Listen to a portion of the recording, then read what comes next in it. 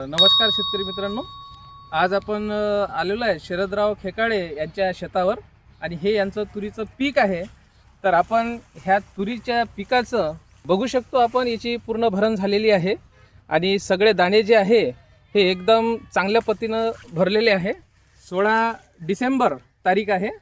आपण बघू शकतो याची भरण पूर्ण झाली असून याच्यावर कुठल्याही प्रकारची बुरशीचा प्रकार हा आपल्याला जाणवत नाही किंवा धुवारीचा प्रकार हा अजूनपर्यंत याच्यामध्ये दिसत नाही.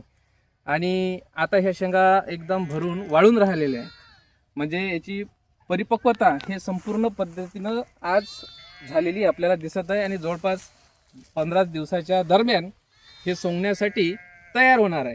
तर आपण जाणून घेऊ यांच्याकडून हे कुठली व्हेरायटी आहे आणि यांनी याच्यासाठी काय नियोजन केलेलं आहे की ही इतक्या लवकर आज तयार झालेली तूर आहे. नमस्कार बाबाजी. नमस्कार. थोडक्यात तुमचा परिचय सांगा फक्त.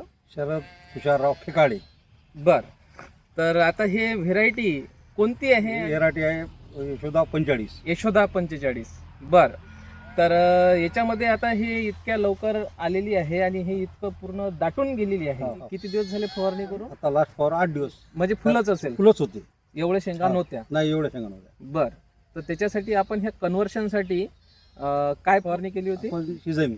सीझाईम फवारणी केलेली होती आपण. आणि आपण आपल्या कृषी केंद्राने जे औषध दिलेलं ते मारलं आपण. तेच तुम्ही वापरलेलं.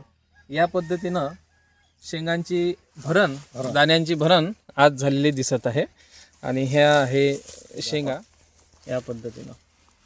ओके, तर अशी भरण आज ह्या इथे झालेली आज दिसत आहे. 15 दिवसामध्ये हे सोंगायला यायला पाहिजे. म्हणजे आता ह्या शेंगा पूर्ण मॅच्युअर होऊन वाळून राहिलेल्या, सुरुवात झालेली आहे. आता हे वाढलेले याच्यातले पण आपण दाणे काढू. हे वाढलेली आहे, तर याच्यामध्ये सुद्धा या पद्धतीनं दाणे हे तयार झालेले आहे. म्हणजे याच्यामध्ये किडक वगैरे काहीच नाही.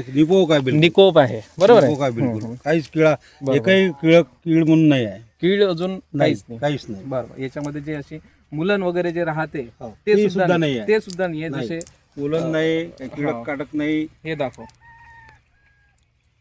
या पद्धतीनं शेंगा आणि दाणे आपले तयार झालेले.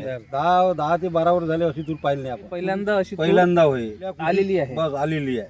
ओके. कारण का आपल्या कृषी केंद्रातून औषध आणलं तेव्हापासून हे तूर मी अजूनही पाहिलं नाही. आणि याचं खोड जे आहे हे सुद्धा मजबूत झालेलं आहे. अच्छा, हे दाखव. या इकडे हे खोड दाखव आहे.